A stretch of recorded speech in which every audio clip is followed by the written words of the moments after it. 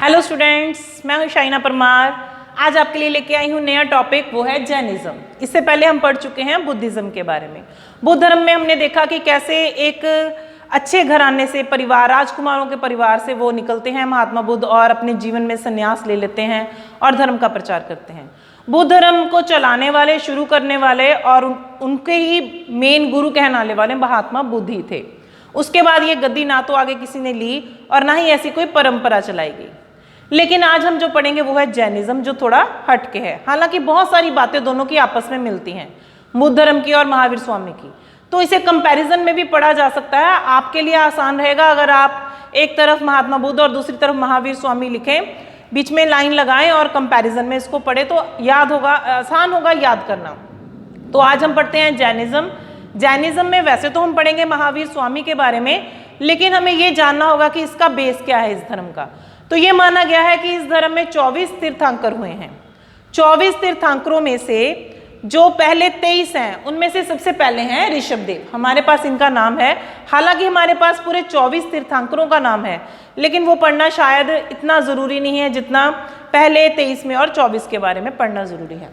तो जो हमारे पहले हैं वो है ऋषभदेव। ये माना गया है अयोध्या के इलाके में इन्होंने अपने धर्म का प्रचार किया और इस धर्म को शुरू किया। ये पहले इसके गुरु माने गए हैं। तीर्थंकर क्या होता है? जैसे गुरु। जैसे कि हम देखते हैं कि सिख धर्म में 10 गुरु हुए हैं, तो गद्दी उनकी आगे से आगे चलती गई, तो उन्होंने उसे गुरु का नाम दिया।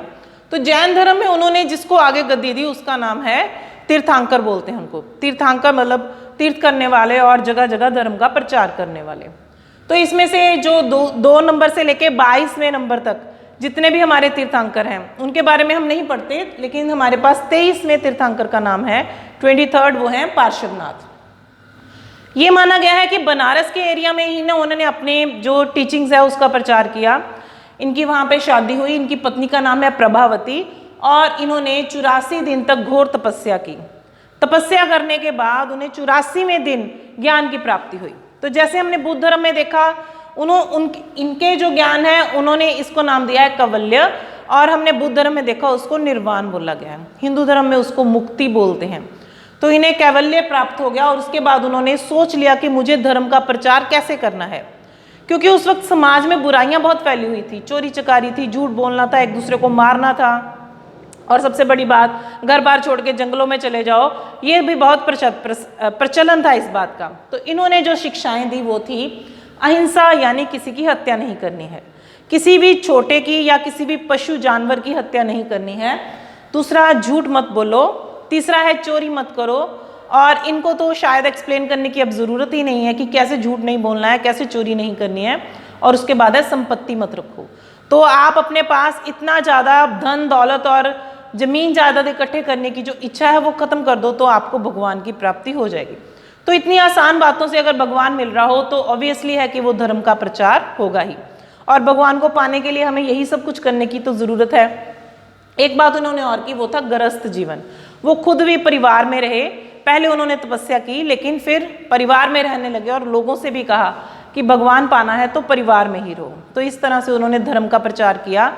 और उसके बाद ये माना गया है कि कम से कम 250 साल बाद, 250 ईयर्स, उनकी मृत्यु के 250 साल बाद जो इसके 24वें तीर्थंकर हुए वो थे महावीर स्वामी, जिनके बारे में आज हम जैन धर्म में पढ़ेंगे, उनकी लाइफ के बारे में और उनकी टीचिंग्स के बारे में।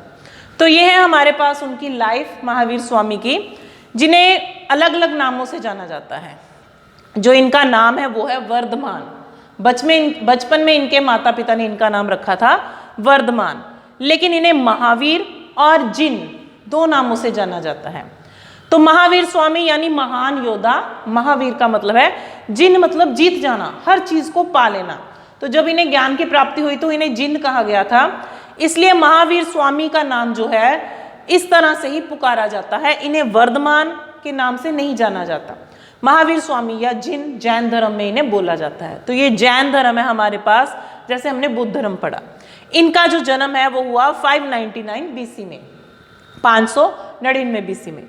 वैशाली के पास कुंडग्राम नामक स्थान पे इनका जन्म होता है। इनके पिता का नाम है सिद्धार्थ, जो एक क्षत्रिय वंश के सरदार माने गए हैं, और इनकी माता का नाम है त्रिशला, लिच्छवी घराने से संबंधित है। और एक अमीर परिवार में जन्म होने के बावजूद भी इन्हें अपने जीवन में तसल्ली नहीं होती और ज्ञान की प्राप्ति के लिए, खोज करने के लिए निकलते हैं घर से।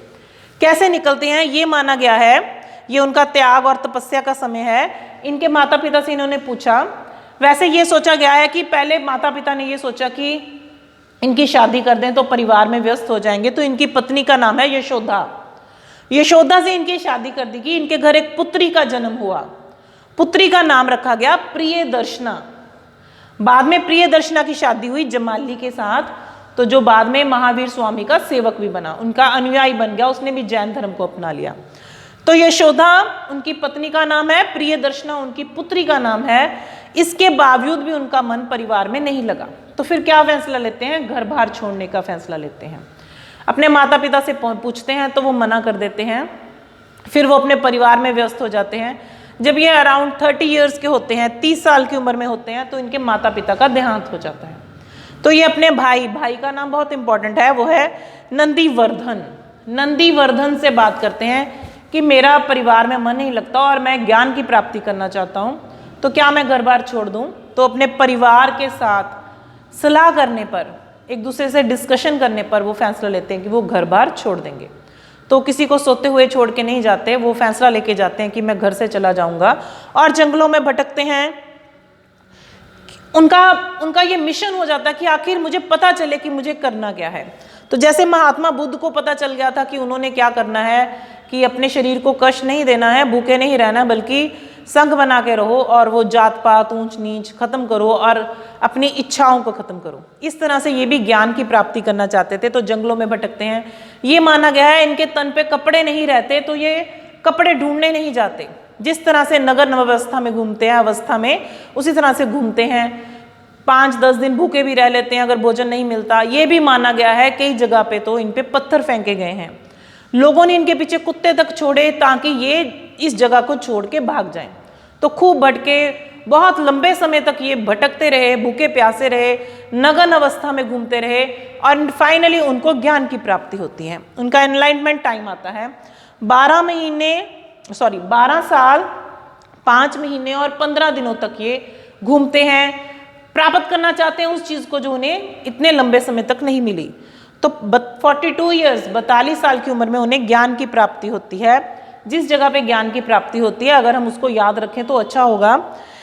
जिम्बिका ग्राम में, जिम्बिका त्रिजुपालिका नदी के तट पर, त्रिजुपालिका काफी इंपॉर्टेंट है, वहां पे किसी का घर है, समगा नामक किसी व्यक्ति का घर है, उसके खेतों के पास एक मंदिर है। वहां पेड़ के नीचे बैठे होते हैं तो इन्हें ज्ञान की प्राप्ति होती है। और एक लंबा समय 12 साल 5 महीने 15 दिन तक वो घूमते हैं। 42 ईयर्स के हो जाते हैं क्योंकि 30 साल में वो घर छोड़ते हैं। तो अराउंड 42 ईयर्स में उन्हें ज्ञान की प्राप्ति होती है, तो उन्हें पता चलता है कि आखिर मुझे अब जीवन में करना क्या है। तो वही उन्हें पता चलता है कि उन्हें अहिंसा के मार्ग पे चलना है, किसी भी जीव जंतु को कष्ट नहीं देना है, और उन्हें अपने जीवन में जो उनका मेन मोटिव है कि भगवान क्या है, क्या हमें देवी देवताओं के पीछे भागना है, क्या कर्म कांड के पीछे भागना है, तो ये उन्हें सब क्लियर हो जाता है जो हम उनकी टीचिंग्स में पढ़ेंगे। फिर आता है उनका धर्म प्रचार, प्रीचिंग का टाइम। अपने ज्ञान की प्राप्ति के बाद लगभग 30 साल और वो इस धर्म का प्रचार करते हैं कि किस तरह से हमें जीवन व्यतीत करना है।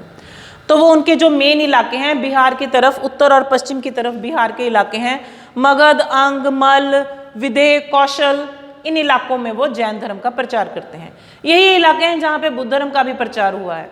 तो उस समय के जो राजा थे उन्होंने दोनों धर्मों को ही मान्यता दी थी। फिर उसके बाद जब बरसाती मौसम आ जाता तो वो चंपा, मिथिला, श्रावस्ती वगैरह जगह पे चले जाते थे। तो इस जगह पे जाके वो अपने धर्म का प्रचार करते थे। अब देखें, हमने पढ़ा है कि कौन कौन से राजा हैं। बिंबसार है, अजातशत्रु है, इन दोनों ने जैन धर्म को भी अपनाया जैसे उन्होंने बुद्ध धर्म को अपनाया था। उसके बाद कुछ और मेन इंपॉर्टेंट राजा हैं, जैसे कि चंपा का राजा है दधिवहन, ठीक है। उसकी जो बेटी थी चंदना, वो सबसे पहले जैन धर्म की अनुयायी मानी गई है औरतों में से। चंदना ने जैन धर्म को अपनाया था। उसके बाद है हमारे पास एक और राजा चेतक, उसकी 8 रानियां, उन्होंने भी इस धर्म को अपनाया। उसके बाद है वैशाली, वैशाली जो इनका मेन इलाका है जहाँ पे इस धर्म को खूब माना गया, वहाँ के राजा ने भी इस धर्म को अपनाया। तो ये उनके मेन इलाके हैं जहाँ पे उन्होंने धर्म का प्रचार किया। और बहुत सारे राजा उनके अनुयायी बने।